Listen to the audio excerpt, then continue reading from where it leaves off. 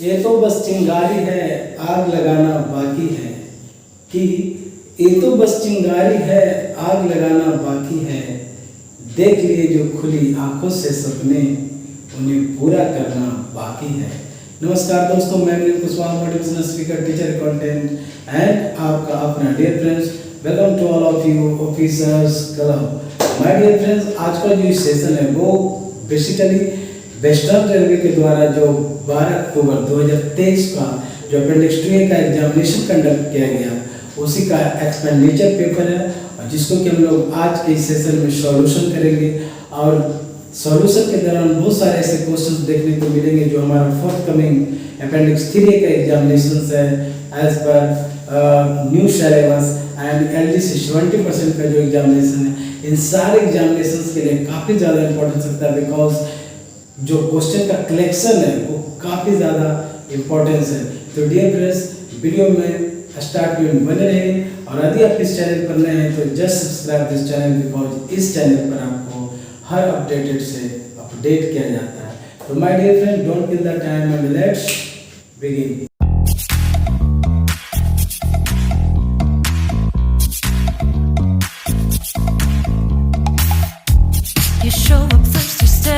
और यहाँ आप देख रहे हैं कि 12-10-23 यानी 12 अक्टूबर 2023 को एग्जामिनेशन कंडक्ट किया गया है वेस्टर्न रेलवे के द्वारा, पश्चिम रेलवे के द्वारा, जो कि पेपर है जनरल एक्सपेंडिचर, यानी एक्सपेंडिचर के क्वेश्चन है, जिसमें कि कुछ इंस्ट्रक्शन दिया हुआ है कि there are 2 sections in the question paper. Section A या सेक्शन फर्स्ट कर सकते हैं, जो कि 80 मार्क्स कवर करता है and totally depends upon objective type questions. और सेक्शन जो सेकेंड है वो है 20 मार्क्स का, जो कि शॉर्ट टाइप क्वेश्चंस होंगे, और 7 क्वेश्चंस पूछे जाएंगे, जिसमें से आउट ऑफ 7 आपको 5 क्वेश्चन का आंसर देना है and each question carry 5 marks. यदि 5 क्वेश्चन करना है तो 4 मार्क्स रहेगा, each question carry 4 marks. And in case any discrepancy, English version of the question paper will be prevail. यानी यदि कहीं पर आपको कोई परेशानी होती है, कहीं पर दुविधा है, कन्फ्यूजन है, तो वैसे सिचुएशंस में आपका जो इंग्लिश वर्जन का जो क्वेश्चंस है और उसके जो आंसर है वही मान्य होंगे। चलिए आगे बढ़ते हैं। अब यहाँ पर देखते हैं क्वेश्चन जो सेक्शन फर्स्ट का है वो है मैच द फॉलोइंग। अब मैच द फॉलोइंग में कुछ 2 कॉलम है, एक कॉलम में पार्टिकुलर्स दिया गया और दूसरे कॉलम में भी पार्टिकुलर्स दिया गया, यानी यहाँ पर टोटल 12 क्वेश्चंस हैं जिसको कि मैच करना है। तो पहला क्वेश्चन आपका है EPC, यानी EPC का फुल फॉर्म पूछ रहा है कि EPC का फुल फॉर्म क्या होगा। अब A से लेकर L तक आपके पास ऑप्शंस है और इसमें मैच करना है। हालांकि ऑलरेडी इसको सोल्व कर दिए, लेकिन यहाँ पर आपके सामने कंक्लूजन एंड डिस्कशन दोनों होगा। तो EPC का मतलब क्या होता है? Engineering procurement construction. EPC that means engineering procurement construction, यानी आंसर आपका हो जाएगा D, यानी 1 का हो जाएगा 2। दूसरा जो क्वेश्चन है वो है प्लान हेड 53, यानी प्लान हेड 53 किससे रिलेटेड है? तो plan head 53 basically passenger amenities से, यानी पैसेंजर की जो सुख सुविधा, उनको जो फैसिलिटी दिया जाता है, उनका जो उस चीज़ का जो मेंशन है वो प्लान हेड 53 में किया जाता है। तो इसका जो राइट आंसर हो जाएगा वो पैसेंजर एमिनिटीज, कस्टमर एमिनिटीज नहीं, पैसेंजर का एमिनिटीज हो जाएगा। एंड थर्ड वन जो क्वेश्चन है वो CO6, काफ़ी ज़्यादा एक्सपेंडिचर में यूज़ होने वाला है जो टर्म है CO6। तो CO6 का मतलब होता है registration of bills. Expenditure section में जितने भी बिल्स आते हैं तो उस बिल्स का सबसे पहले रजिस्ट्रेशन किया जाता है, और वो रजिस्ट्रेशन CO6 के अंतर्गत किया जाता है। तो CO6 का जो एग्जैक्ट जो मैच होगा वो होगा रजिस्ट्रेशन ऑफ बिल्स से, यानी A हो जाएगा, रजिस्ट्रेशन ऑफ बिल्स, है ना। नेक्स्ट है कैश इम्प्रेस्ड। अब देखिए कैश इम्प्रेस्ड अकाउंट डिपार्टमेंट में भी बहुत ही पॉपुलर टर्म है cash impressed. Basically cash impressed का मतलब होता है पेटी एक्सपेंसेज, खुदरा जो खर्च होता है उसको बोलते हैं पेटी एक्सपेंसेज। इसका जो राइट आंसर हो जाएगा वो ए हो जाएगा, पेटी एक्सपेंसेस।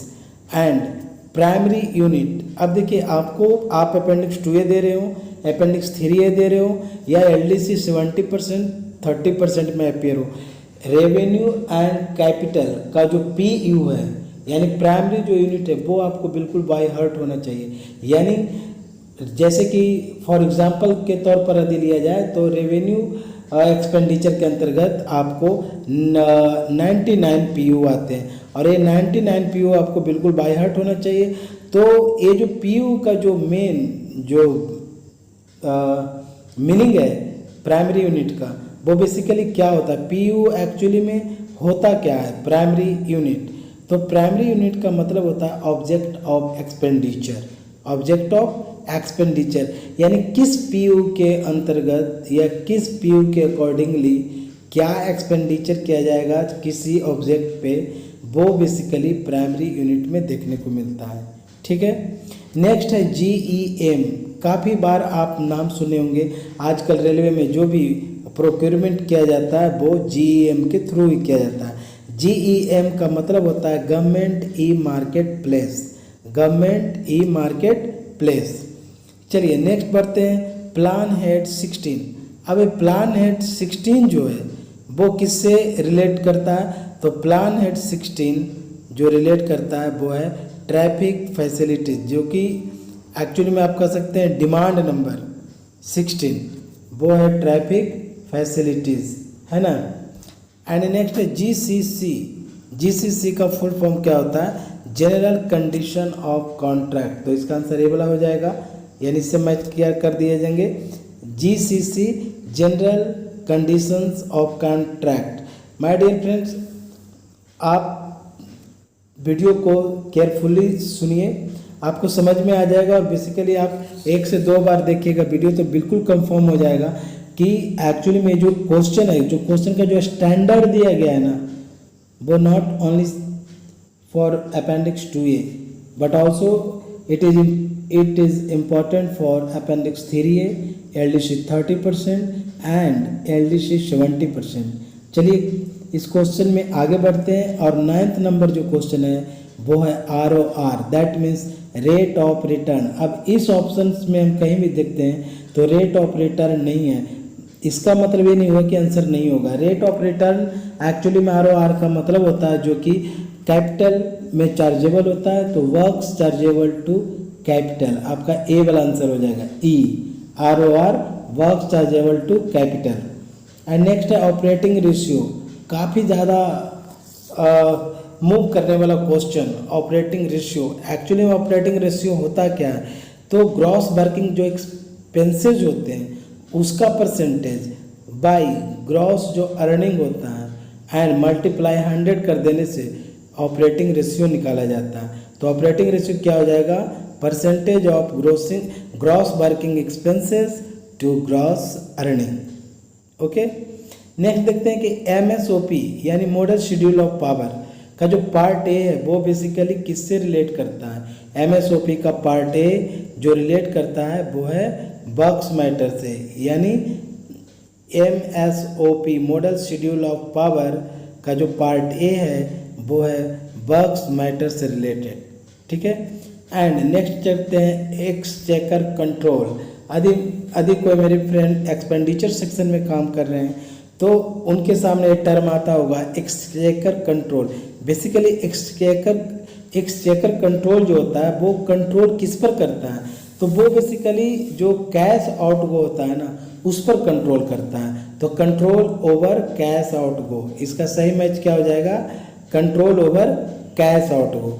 तो माय डियर फ्रेंड्स, इस प्रकार से 12 क्वेश्चंस का जो मैच द फॉलोइंग था, column A and column B, आप इसको स्क्रीनशॉट ले सकते हैं। हालांकि स्क्रीनशॉट में इस साइड मैंने आपकी सुविधा के लिए कोडिंग कर दिया हूँ कि इसका ये होता है, इसका वे होता है, बट आप यदि ध्यान से केयरफुली यदि सुने भी होंगे तो आपको बिल्कुल याद हो गया होगा। चलिए अब क्वेश्चंस में आगे बढ़ते हैं, और अब देखिए फिल इन द ब्लैंक्स है जो कि 16 मार्क्स का है, जो कि काफ़ी ज़्यादा रनिंग क्वेश्चन है। और फिल इन द ब्लैंक्स का यदि फर्स्ट क्वेश्चन की बात करें तो कहता है डिटेल एस्टिमेट बेसिकली पहले वाले क्लास में भी हम बता चुके हैं कि एस्टिमेट जो होता है, there are 7 kinds of estimate. Estimate का मतलब क्या, एस्टिमेट का मतलब कि कोई भी हम प्रोजेक्ट पर काम करते हैं, कोई प्रपोजल बनाते हैं, तो उसमें क्या एक्सपेंसेज आएगा, है ना, किस प्रकार का जो आउटले होगा, उन सारे चीज़ों का मेंशन, लेखा जोखा, एस्टिमेट तैयार करके हम किया जाता है। इवन हम अपने घर में एक छोटा सा कोई भी प्रोग्राम करते हैं तो उसके लिए भी एस्टिमेट तैयार करते हैं। तो उसी प्रकार से रेलवे के अंदर बहुत सारे प्रोजेक्ट पर काम करना होता है। उन सारे प्रोजेक्ट पर वर्क डन से बिफोर एस्टिमेट तैयार किया जाता है और बहुत 7 तरह के 7 टाइप्स का एस्टिमेट होता है। जिसमें क्वेश्चन फर्स्ट है कि detail estimate need not be prepared for works costing less than rupees. तो देखिए, जहाँ पर भी कोई भी प्रोजेक्ट हो रेलवे के अंतर्गत और उसका कॉस्टिंग यदि ₹5 लाख से कम हो तो वहाँ पर डिटेल एस्टिमेट को प्रिपेयर करना जरूरी नहीं माना जाता है या जरूरी नहीं समझा जाता है। यानी detail estimate need not be prepared for works costing less than ₹5 lakh. ये क्या हो जाएगा? 5 लाख। नेक्स्ट है कि expenditure of railway staff college, जो कि बड़ोदरा में है। रेलवे स्टाफ कॉलेज कहाँ है? बड़ोदरा में। तो उस पर जो एक्सपेंडिचर होता है, जो एक्सपेंस किया जाता है, वो basically charge to demand number, कितने डिमांड नंबर में उसके एक्सपेंस को चार्ज किया जाता है, तो डिमांड नंबर 16 में किया जाता है। किस में किया जाता है? डिमांड नंबर 2 में किया जाता है। Expenditure of railway staff college is charge to demand number 2। And next question है कि currency for the sanction to an estimate is normally blanks years. My dear friends, question कह रहा है कि जब भी कोई एस्टीमेट प्रिपेयर किया जाता है तो उसका जो करेंसी होता है, यानी कितने दिनों तक वैलिड होता है, तो वो जनरली 2 ईयर्स तक वैलिड होता है। इसका राइट आंसर क्या हो जाएगा? 2 years. Okay. Question number 4, minimum rate of return. देखिए, अभी हम जिसकी बात कर रहे थे ROR का, rate of return expected for railway project is blanks %।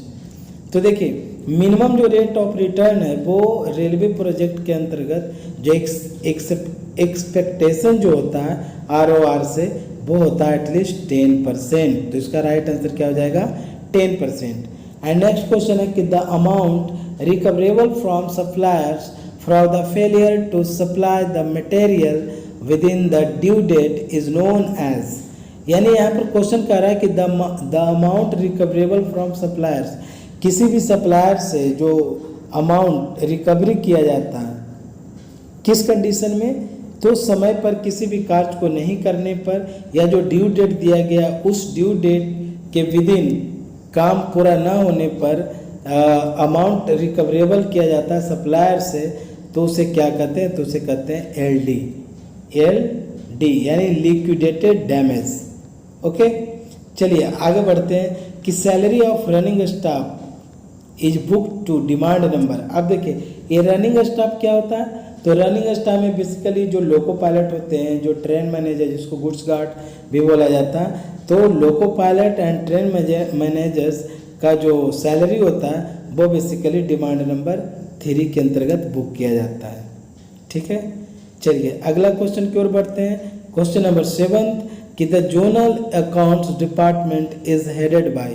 तो my dear friends, all of you know that किसी भी जोन के अंतर्गत जो अकाउंट डिपार्टमेंट्स के जो सुप्रीमो होते हैं, यानी जो कह सकते हैं कि PHOD कह सकते हैं, प्रिंसिपल हेड ऑफ डिपार्टमेंट, तो वो कौन होते हैं? वो होते हैं PFA महोदय, प्रिंसिपल फाइनेंशियल एडवाइजर। तो इसका आंसर क्या हो जाएगा? यहाँ पर PFA हो जाएगा। ठीक है, आई थिंक आप कोरिलेट कर पा रहे होंगे। और क्वेश्चन का स्टैंडर्ड मैं फर्स्ट में ही बोल दिया कि काफ़ी जो कलेक्शन है क्वेश्चंस का वो सुपर्ब है। नेक्स्ट क्वेश्चन है कि abstract Z refers to blanks earning. अब देखिए, रेलवे में जितने प्रकार के अर्निंग होते हैं उसे 3 पार्ट में बांटा जाता है, X, Y, Z। X में आ जाता है कोचिंग से अर्निंग जो किया जाता है, Y में जो गुड्स से अर्निंग किया जाता है, यानी गुड्स ट्रेन से जो अर्निंग होती है उसे Y कैटेगरी में रखते हैं, और Z यानी कोचिंग और गुड्स ट्रेन को छोड़कर इसके अलावा जो भी अर्निंग होती है रेलवे के अंतर्गत, जिसको बोला जाता है सन्ड्री, है ना, सन्ड्री अर्निंग, यानी एब्स्ट्रैक्ट जेड के अंतर्गत उसको रखा जाता है। तो क्वेश्चन है आपका कि abstract Z refers to blanks earning. तो एब्स्ट्रैक्ट जेड के अंतर्गत सन्ड्री अर्निंग को रखा जाता है। ओके, चलिए, चूंकि इसमें 16 नंबर का क्वेश्चन है और 16 मार्क्स का एक क्वेश्चन था जिसमें कि 8 क्वेश्चन थे। देयर इज 8 क्वेश्चंस, है ना, देयर आर 8 क्वेश्चंस, यानी ईच क्वेश्चन कैरी 2 मार्क्स। तो यहाँ पर काफ़ी इंपॉर्टेंट सारे क्वेश्चंस थे।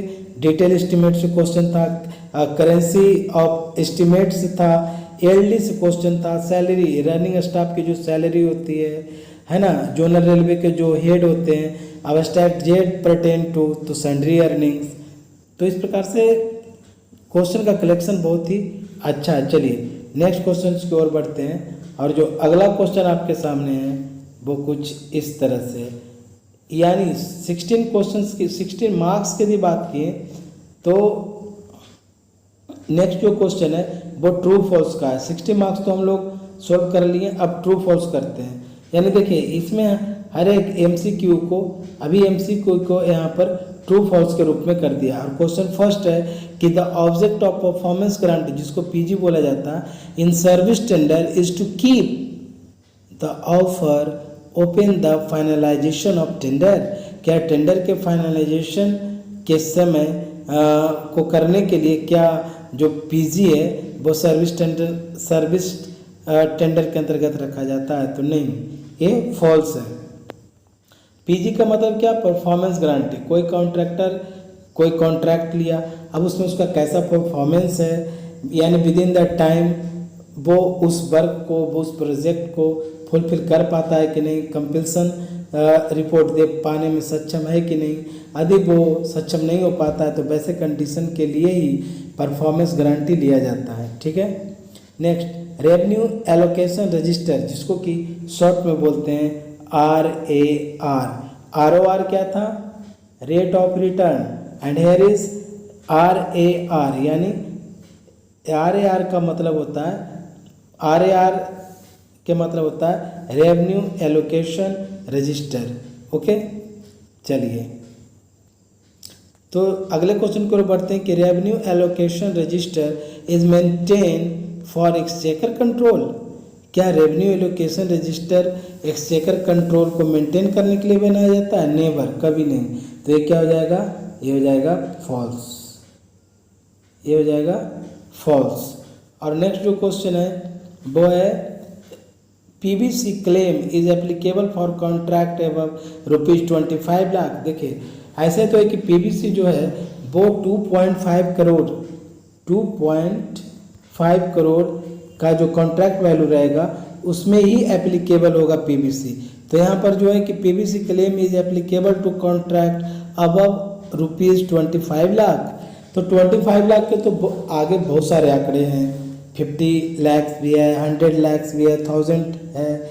तो इस तरह से ए हो जाएगा आपको फॉल्स।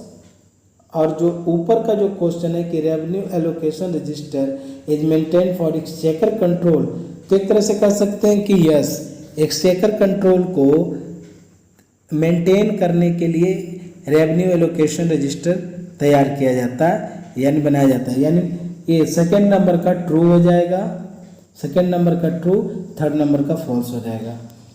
नेक्स्ट है फोर्थ नंबर क्वेश्चन के expenditure on ceremonial occasions is normally charge to revenue. Yes, ये क्या है आपका? सही है। यानी जो भी सेरेमोनियल ओकेजन है, सेरेमोनियल ओकेजन्स का मतलब क्या? जैसे कि किसी बड़े अधिकारी का फेयरवेल रहता है, या फिर उस तरह से कोई भी ओकेजन, जैसे कि 15 अगस्त हो गया, रिपब्लिक डे हो गया। तो ऐसे ओकेजन्स में, सेरेमोनियल ओकेजन्स में जो एक्सपेंस होता है वो normally charge to revenue.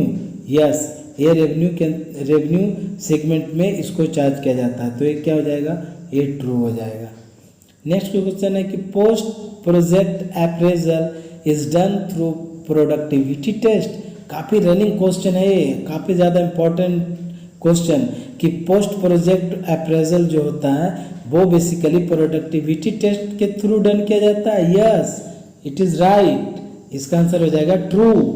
And next question है कि in I pass module wheels are required to be passed at 3 levels. Yes, ये भी है ट्रू। यानी हम लोग की जो सैलरी थ्रू आई पास के थ्रू जो हम लोग को सैलरी दिया जाता है वो बेसिकली 3 स्टेजेस में या 3 लेवल्स में उसका मतलब मेंशन किया जाता है, देन फिल्टर होकर हम लोग को सैलरी दिया जाता है, तो ये भी ट्रू है। एंड नेक्स्ट क्वेश्चन नंबर 7 कि the checks exercise by railway accounts, ये चेक कौन कर रहा है? रेलवे अकाउंट ऑफिस के द्वारा ही चेक किया जा रहा है। On financial transaction is called internal audit, yes बिल्कुल ये सही है।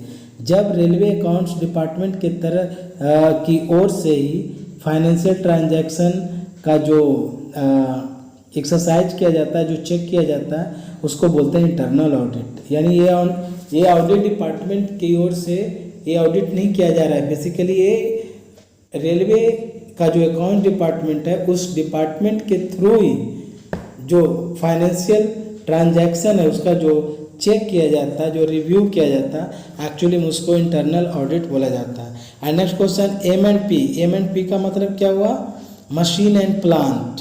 M&P का मतलब क्या हुआ? Machine and plant program is budgeted under plan head 41। Yes, plan head 41 जो है, देखिए plan head, primary unit, demand for grants, ये सब ऐसे टॉपिक है जो कि आपको बाय हार्ट होना चाहिए, तभी आप एग्ज़ाम में अच्छा परफॉर्म कर पाएंगे, चाहे वो अपेंडिक्स 2A का एग्ज़ाम हो या फिर 3A हो या फिर LDC 30% 70% हो। यानी M&P machine and plants program is budgeted under planet 41।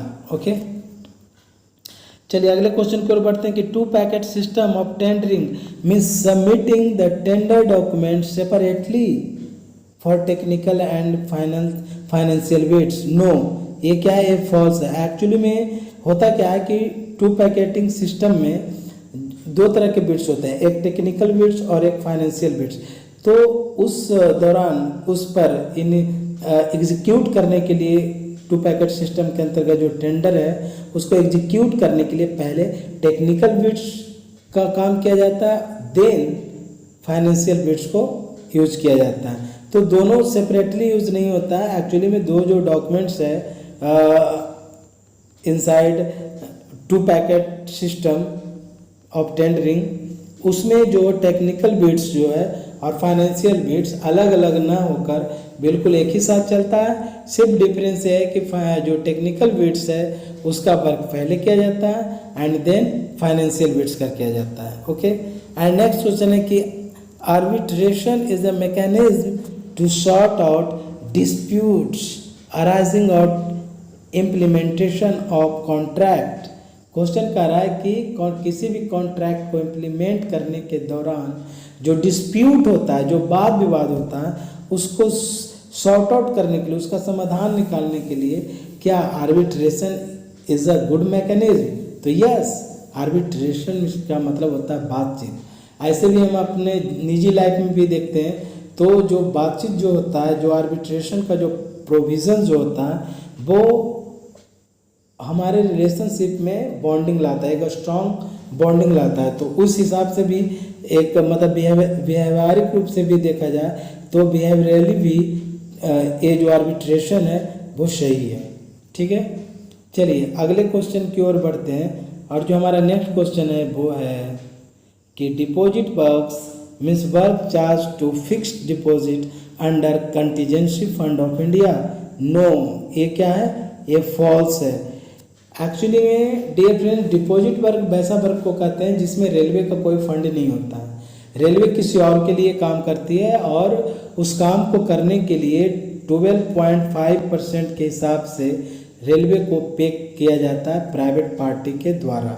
ठीक है, तो डिपॉजिट वर्क का जो एक्सपेंस होता है उसको कंटीजेंसी फंड्स ऑफ इंडिया से उसका फंडिंग लेना या फंडिंग दिया जाना, ये कहीं किसी भी एंगल से उचित नहीं लग रहा, सो ये फॉल्स हो गया। नेक्स्ट है कि a contract under which during the period of its currency the contractor engage to supply materials on demand irrespective of the quantity as fixed unit rates is called rate contract. Yes, बिल्कुल ये सही है, इसी को बोलता है rate contract. Rate contract में basically क्या होता है कि कॉन्ट्रैक्टर के द्वारा जो कॉन्ट्रैक्ट लिया जाता है उसमें within the time and as per demands वो मटेरियल्स को सप्लाई करता है, और उसका जो रेट होता है वो पर यूनिट फिक्स होता है, जिसको कि हम लोग रेट कॉन्ट्रैक्ट के रूप में भी जानते हैं। तो इस प्रकार से 12 क्वेश्चंस आपका यहाँ से क्लियर हो गए, और ट्रू फॉल्स से और फिल इन द ब्लैंक्स में आपका 8 क्वेश्चंस था। अब आगे देखते हैं। तो इस प्रकार से कलेक्शन मानना पड़े, कलेक्शन बहुत ही अच्छा है। और अब देखिए जो 18 मार्क्स का है वो है एब्रीविएशन, फुल फॉर्म, जैसे कि आई पास। तो आई पास का एब्रीविएशन आपको लिखना है। कहता है कि give the forms of following any 18, यानी इसमें जो कलेक्शन है वो है 21 का, लेकिन आपको जो आंसरिंग करना है वो 18 का ही करना है। तो चलिए 1 बाय 1 फटाफट जल्दी से देख लेते हैं। कहता है आई पास। आई पास का जो फुल फॉर्म होता है वो होता है integrated payroll and accounting system. Okay, next IRPSM यानी Indian railway project sanction management. यदि आपको यहाँ पर लिख नहीं रहे हैं तो आपको जो बोल रहे हैं उसको ध्यान से सुनिए और कॉपी में नोट कर लीजिए।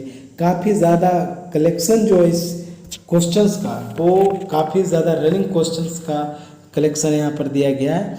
नेक्स्ट है GST। GST का मतलब गुड्स एंड सर्विसेज टैक्स, यानी गुड्स एंड सर्विस टैक्सेस भी बोला जाता है, यानी goods and services tax. MSME का मतलब होता है micro small medium enterprises. MSME का मतलब क्या होता है? Micro small medium enterprises. Next है आपका RRSK यानी राष्ट्रीय रेल संरक्षा कोष। RRSK का मतलब 2017 और 18 में RRS को बनाया गया है ना। किस लिए बनाया गया? तो राष्ट्रीय रेल संरक्षा कोष, यानी रेलवे के अंतर्गत जो संरक्षा है, जो सेफ्टी का जो काम होता है, उस काम के लिए RRSK को 2017-18 में तैयार किया गया, बनाया गया। नेक्स्ट है आपका DRF यानी डिप्रिसिएशन रिजर्व फंड। DRF का मतलब क्या होता है? Depreciation reserve fund. आपको अकाउंट्स में पढ़ना होगा। JAA का जो अपेंडिक्स 2 का जो एग्ज़ाम होता है उसमें कि जो DRF होता है यानी डिप्रिसिएशन यानी मूल्य ह्रास, यानी मूल्यों में कमी। तो मूल्यों में कमी कैसे होगा? तो मूल्यों में कमी डेली यूज से होगा, वियर एंड टीयर से होगा। जिसे देखते हैं ना कि कोई हम लेट सपोज कोई मोटरसाइकिल का है, वो है कि उसमें हम ले लेते हैं यदि कि चलाते हैं तो उसका टायर खिंचता है, ब्रेक क्लच जो होता है वो बदलाना पड़ता है। तो वियर एंड टीयर यूजेज के वजह से उसके मूल्य में जो ह्रास होता है उसे बेसिकली डिप्रिसिएशन कहा जाता है, यानी DRF डिप्रिसिएशन रिजर्व फंड। अब यहाँ पर PBC, इसके पहले भी टर्म वहाँ पर आया था कि PBC applicable for costing of tenders अब मतलब अप टू 2.5 करोड़, है ना। या कह सकते हैं कि अभी तो PBC जो चल रहा है वो पहले 5 करोड़ था, 5 करोड़, लेकिन अभी 2 करोड़ ही चल रहा है, 2 CR। आंसर आएगा तो 2 CR मारिएगा, 2 करोड़। नेक्स्ट है HRMS यानी अभी रेलवे के अंतर्गत मोस्टली जो काम है वो HRMS पोर्टल पर ही किया जा रहा है, जो कि HRMS का मतलब होता है human resource and management system. And next है आपका DOP यानी डायरेक्टरेट ऑफ पर्सनल, यानी DOP लेटर पढ़े हैं ना, डायरेक्टरेट ऑफ पर्सनल। नेक्स्ट है RDSO। RDSO कहाँ है? लखनऊ में है। ये RDSO का बेसिकली मतलब क्या होता है? तो research design and standard organisation. RDSO का मतलब क्या होता है? रिसर्च। ये रेलवे के अंतर्गत नई नई चीज़ों का रिसर्च करता है, उसका डिज़ाइन करता है, और ये जो ऑर्गेनाइजेशन है वो बिल्कुल स्टैंडर्ड ऑर्गेनाइजेशन है, यानी यदि ये किसी चीज़ पर रिसर्च कर लिया तो पूरे इंडियन रेलवे में उसकी मान्यता मिलती है। RDSO हो गया। नेक्स्ट है आपका CLW यानी चित्तरंजन लोकोमोटिव वर्क्स। नेक्स्ट है RSP rolling stock program. Rolling stock क्या होता है? तो पटरी पर चलने वाले जो भी आपका जो मेटल है, जैसे कि कोच, जैसे कि इंजन, है ना, बोगी, ये सभी ट्रैक पर चलते हैं, इसको बोला जाता है बेसिकली रोलिंग स्टॉक। तो RSP का मतलब क्या होता है? Rolling stock program. नेक्स्ट है ईएमडी, यानी ईएमडी का मतलब होता है earnest money deposit. Earnest money deposit का जो फंक्शन है वो बेसिकली पीजी के तरह ही है। पीजी हो गया, एसटी हो गया, ईएमडी हो गया, ये सब बेसिकली ये है कि कॉन्ट्रैक्टर यदि कॉन्ट्रैक्ट लिया तो विद इन द टाइम वो उस काम को अंजाम दे, उस काम को कंपल्सन रिपोर्ट सौंपे, है ना, ईएमडी। एंड नेक्स्ट है जो आपका वो है पीबीजी। पीबीजी क्या होता है? तो परफॉर्मेंस बैंक गारंटी। पीबीजी क्या होता है? Performance bank guarantee. And UDM, देखिए यहाँ पर आरआरएस को काटा गया है क्योंकि आरआरएस के आपको क्वेश्चन नंबर 5 में था।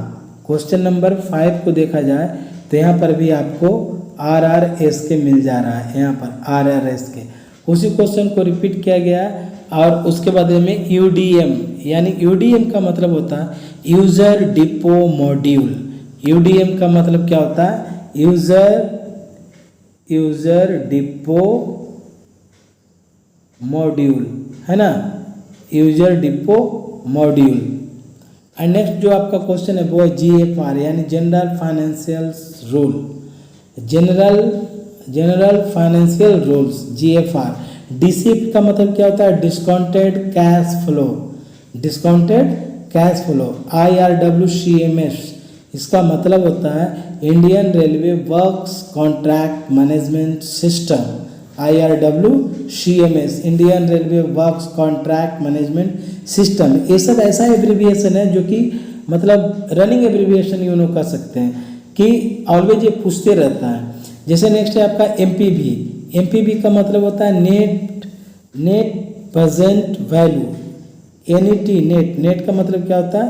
Net, N for net, P for present and B for value, यानी नेट प्रेजेंट वैल्यू। जीटीकेएम यानी ग्रॉस टन किलोमीटर, जिसका कि पीयू के अंतर्गत 60 में रखा गया है जीटीकेएम को। यानी हम यहाँ पर फर्स्ट क्वेश्चन में हम लोग चर्चा किए थे कि बेसिकली पीयू क्या है, तो पीयू जो है वो एक्सपेंडिचर ऑफ ऑब्जेक्ट्स है। तो 61 में आपको जीटीकेएम रखा गया है। एंड नेक्स्ट है एफआईआरआर। एफआईआरआर का मतलब होता है financial internal rate of return. FIRR का मतलब financial internal rate of return. चलिए अगले क्वेश्चन की ओर बढ़ते हैं। और जो आपका अगला क्वेश्चन है वो कुछ इस प्रकार से है, एमसीक्यू के रूप में है, एमसीक्यू के रूप में। चलिए फटाफट इसको देख लेते हैं। क्वेश्चन का लेवल आपको समझ में आ रहा होगा आई थिंक, और क्वेश्चन को देखने से पता लग रहा होगा कि काफ़ी ज़्यादा रनिंग क्वेश्चन है जो कि ऑलवेज एग्जाम में पूछते रहता है। फर्स्ट क्वेश्चन कि similar works grouped as one and sanction by board. Board का मतलब railway board. With lump sum amount in works program with approved cost shown in the pink book are called. देखिए जो railway board के द्वारा sanction किया जाए और जिसका मेंशन पिंक बुक में किया जाए, रेलवे के पिंक बुक में, और similar work grouped as one, और यदि सिमिलर ग्रुप का जो वर्क है उसको एक ही साथ संचालित किया जाए और उसका मेंशन पिंक बुक में किया जाए तो वैसे वर्क को बोलते हैं अम्ब्रेला वर्क। क्या बोलते हैं? Umbrella work. तो इसका जो राइट आंसर हो जाएगा वो हो जाएगा बी। नेक्स्ट है permission granted for limited use of railway land, यानी रेलवे पटरी के साइड में आप लोग देखते हो कि रेलवे लैंड होता है और उस लैंड पर बहुत सारे झुग्गी झोपड़ी भी बना हुआ रहता है। कई तरह के प्राइवेट या निजी तौर पर से काम किया जाता है, तो उसमें एक परमिशन ग्रांट किया जाता है। उस परमिशन को बोलते हैं वे लीव फैसिलिटी। क्या होता है? Way leave facility. And next question है administrative approval of competent authority for incurring of expenditure is accorded at blank stage. देखिए यहाँ पर आपका है एडमिनिस्ट्रेटिव अप्रूवल, तो A for administrative and A for abstract. इसका जो राइट आंसर हो जाएगा वो हो जाएगा अब्स्ट्रैक्ट एस्टीमेट। जब हम लोग अब्स्ट्रैक्ट एस्टीमेट तैयार करते हैं तो उसको तैयार करने के लिए हम लोग को एडमिनिस्ट्रेटिव अप्रूवल का जो कॉन्सेप्ट होता है उसे फुलफिल करना होता है। ठीक है। Next works required to safeguard the property और damage track due to flood natural calamity etc are done through urgency certificate. अब अर्जेंसी सर्टिफिकेट क्या होता है, देखिए अर्जेंट से बना अर्जेंसी। तो अर्जेंसी सर्टिफिकेट होता है कि बाढ़ आ गया, फ्लड आ गया, नेचुरल कोई कैलामिटी, भूकंप वगैरह आ गया, तो वैसे कंडीशन में जो रेल का जो टूट फूट होता है, जो क्षति होता है, जो प्रॉपर्टी का जो लॉस होता है, उस चीज़ को सेफ गार्ड करने के लिए क्या रिक्वायर्ड है, तो वैसे कंडीशन में एक अर्जेंसी सर्टिफिकेट तैयार किया जाता है और उसके लिए फंड का एलोकेशन किया जाता है। ठीक है, चलिए आगे बढ़ते हैं अगले क्वेश्चन की ओर कि what are demand for grants. देखिए डिमांड फॉर ग्रांट्स एक ऐसा ग्रांट्स है जो कि इंडिया का जो 3 तरह के fund, consolidated fund, contingency fund and PIC, public account जो होता है, पब्लिक अकाउंट PAC। तो provision for expenditure and earnings from consolidated fund of India, what are demand for grant. तो डिमांड फॉर ग्रांट बेसिकली यही है कि India का जो कंसोलिडेटेड फंड है उससे रेलवे के प्रोजेक्ट में जो अर्निंग होता है, जो एक्सपेंसेस किया जाता है, उस चीज़ को डिमांड फॉर ग्रांट्स कहते हैं। ठीक है, चलिए नेक्स्ट क्वेश्चन की ओर बढ़ते हैं। कहता है an item of work connected with the main work can be added to the estimate through. अब देखिए मेन वर्क कोई काम कर रहा है, मेन वर्क चल रहा है और उसमें कोई ऐड किया जाता है कोई भी वर्क को, तो जब ऐड किया जा रहा है दैट मीन्स क्या कि वो सप्लीमेंट्री एस्टीमेट है, यानी पूरक, उस काम को पूरा करने के लिए उसके बदले में जिस प्रकार का एस्टीमेट का प्रिपरेशन किया जाता है तो उसे बोलते हैं सप्लीमेंट्री एस्टीमेट। तो इसका राइट आंसर सी हो जाएगा। एंड नेक्स्ट है कि material limit of monetary limit of direct acceptance of without forming tender committee in open works tender, यानी ओपन टेंडर में without acceptance of any tender committee, तो कितना तक जो मॉनेटरी लिमिट है वो कितना तक मॉनेटरी लिमिट है जहाँ तक कि बिना टेंडर कमेटी के एक्सेप्टेंस के ही ओपन टेंडर के लिए काम किया जा सकता है, तो वो है ₹50 लाख। क्या है?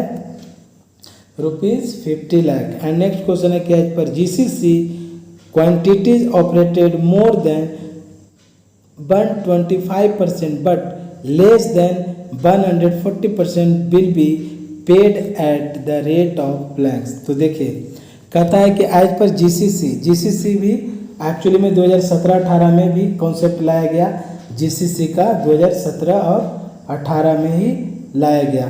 तो एज पर GCC quantities operated more than 125% but less than 140% will be paid at the rate of, तो वो 98% के रेट के हिसाब से वो एक्सेप्टेड रेट जो है वो है 98%। और यही क्वेश्चन में रहता है कि 120 से ऊपर बट 140 से नीचे, तब वो हो जाता है 96%। ठीक है, चलिए आगे बढ़ते हैं अगले क्वेश्चंस की ओर। और अगला जो क्वेश्चंस है वो कुछ इस प्रकार से है। देखिए यहाँ पर हो गया आपका 98% ऑफ द एक्सेप्टेड रेट, यानी आपका ऑप्शन ए सही है। 9 नंबर जो क्वेश्चन है कहता है one of the cannons of property of expenditure is that the amount of allowances granted to meet expenditure of particular type should be so regulated that the said allowances not on the whole become source of income to the recipient। यानी recipient का जो income है उस income पर ही basically depend करता है one of the cannons of property of expenditure. ठीक है, चलिए नेक्स्ट क्वेश्चन की ओर बढ़ते हैं। कहता है the pay order of refund of safety deposit furnished by the contractors received in account office should be checked to see the amount proposed to be refused is appearing in the suspense register. ये किस register में इसको appear किया जाता है, mention किया जाता है? तो इसको किया जाता है सस्पेंस रजिस्टर के अंतर्गत। जो प्रोपोज किया गया था और जिसके लिए the pay order of refund of security deposit, जिसको एसडी बोला जाता है, तो ये आपका सस्पेंस रजिस्टर में इसका मेंशन किया जाता है। ठीक है, अगला क्वेश्चन की ओर बढ़ते हैं कि eligibility criteria need not be stipulated for open tenders below the NIT value of rupees. NIT value का मतलब क्या होता है कि notice inviting tender, notice inviting tender यानी कितने वैल्यू तक ओपन टेंडर जो है वो बिलो द एनआईटी, यानी एनआईटी का मतलब क्या हुआ, तो एनआईटी का मतलब हुआ नोटिस इनवाइटिंग टेंडर। नेक्स्ट आपका क्वेश्चन जो है वो है कि in order to meet the cost of replacement of assets, देखिए the normal life of which is over due to wear and tear the following fund is created. तो इसका answer DF ना होकर डीआरएफ हो जाएगा। डीआरएफ में depreciation reserve fund में अभी हम लोग डिस्कस किए थे कि वियर एंड टीयर, यानी वियर एंड टीयर के थ्रू या फिर यूजेज के थ्रू या फिर पास द टाइम बहुत ज़्यादा बीत गया है, तो वैसे कंडीशन में उसको जो रिप्लेस किया जाता है उस एसेट को, तो उस एसेट को जो एसेट किया जाता है तो उसके लिए फंड क्रिएशन कहाँ से होता है, तो डिप्रिसिएशन रिजर्व फंड डीआरएफ के थ्रू किया जाता है। ठीक है, चलिए आगे बढ़िए। लाइन कैपेसिटी मीन्स, देखिए ये 2021 का जो क्वेश्चन है एक्सपेंडिचर का, उसमें भी पूछा गया कि line capacity, what you mean by line capacity. तो बेसिकली लाइन कैपेसिटी जो होता है number of trains per day in a path, किसी भी पाथ पर एक दिन में जितने नंबर ऑफ ट्रेन्स चलती है उसे बोलते हैं लाइन कैपेसिटी, यानी उस लाइन की कैपेसिटी क्या है, दैट मीन्स उस लाइन पर कितने ट्रेन एक दिन में आवागमन करती है। नेक्स्ट है कि e tenders are invited on. E tenders का मतलब होता है इलेक्ट्रॉनिक टेंडर, यानी इलेक्ट्रॉनिक रूप से वेब के द्वारा, यानी ई टेंडर्स जो होता है वो इनवाइट किया जाता है किस पोर्टल के थ्रू, तो ये किया जाता है IREPS, इंडियन रेलवे ई प्रोक्यूरमेंट सिस्टम का जो पोर्टल है, जिसे HRMS एक पोर्टल है, एम्स एक पोर्टल है, आई पास है, तो उसी प्रकार से IREPS यानी इंडियन रेलवे ई प्रोक्यूरमेंट सिस्टम के द्वारा ई टेंडर इनवाइट किया जाता है। ठीक है, चलिए नेक्स्ट क्वेश्चन बढ़ते हैं कि contractor bills are prepared based on the records in the blank book. तो इसका जो राइट आंसर है वो है मेजरमेंट बुक। काफ़ी ज़्यादा इंपॉर्टेंट क्वेश्चन कि मेजरमेंट बुक का रोल क्या होता है। तो my dear friends, measurement book का सबसे बड़ा रोल ये है कि ये जो बुक है खुद कॉन्ट्रैक्टर इस बुक को प्रिपेयर करता है और जो भी डाटा उस बुक के इनसाइड मेंशन किया जाता है उसी के बेस पर कॉन्ट्रैक्टर को पे किया जाता है। ठीक है, चलिए आगे बढ़ते हैं नेक्स्ट क्वेश्चन की ओर कि material at site account is head blanks, यानी देखिए material at site account is blanks head. तो एक ही मटेरियल एट साइट यानी साइट पर जो मटेरियल है, यानी जो काम चल रहा है किसी भी प्रोजेक्ट पर किसी भी साइट पर, और वहाँ पर जो मटेरियल रखा हुआ है that means material at site उसको बोला जाता है। और ये सस्पेंस हेड के अंतर्गत इसका लेखा जोखा किया जाता है मटेरियल एट साइट का। ओके, चलिए अगले क्वेश्चंस की ओर बढ़ते हैं और जो नेक्स्ट क्वेश्चंस है वो है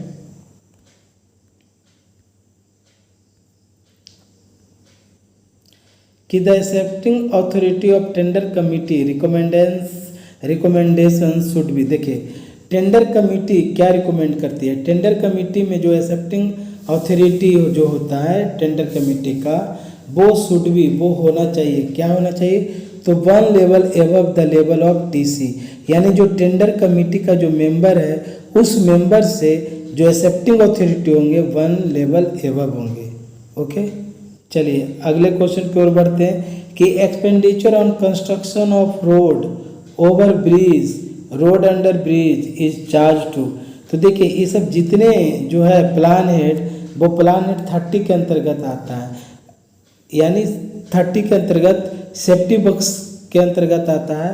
अब वो होता है ROB road over bridge, RUB means road under bridge, और ये प्लान हेड 30 है।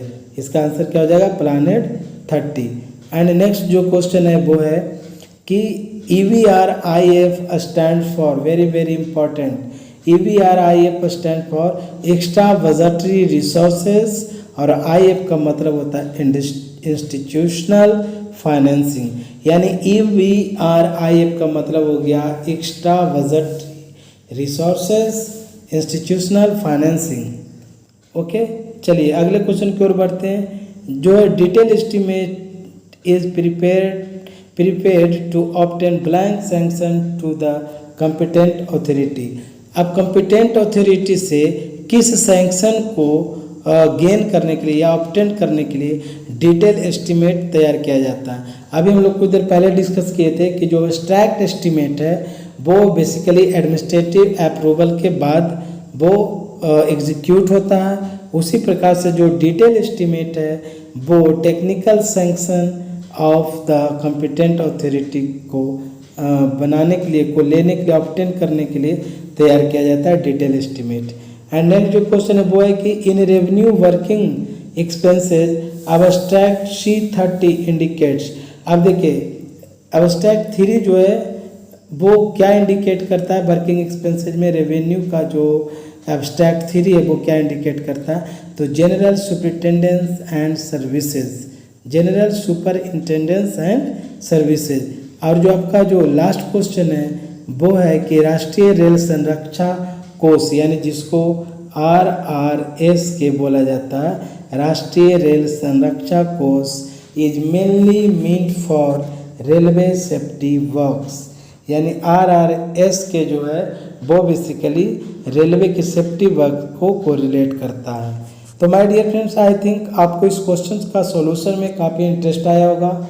और यदि आप तैयारी को अपनी गुड बेटर बेस्ट बनाना चाहते हैं तो चूँकि ये ऑब्जेक्टिव क्वेश्चन का कलेक्शन है, और at first I told you that now all types of examination having MCQ question. तो MCQ मतलब क्यों कुछ भी पूछा जा सकता है, इसी से क्वेश्चन पूछ सकता है कि राष्ट्रीय Rail Sanraksha Kosh is mainly meant for, तो रेलवे सेफ्टी वर्क्स। ओके, तो माय डियर फ्रेंड्स, होप आप आज आपका वीडियो, आप इस वीडियो को एंजॉय किए होंगे और काफ़ी ज़्यादा इंफॉर्मेटिव वीडियो है सभी एग्जामिनेशन के रिगार्डिंग।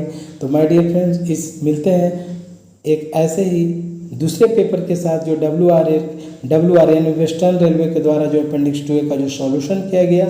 तो dear friends, till then bye bye, see you, love you all.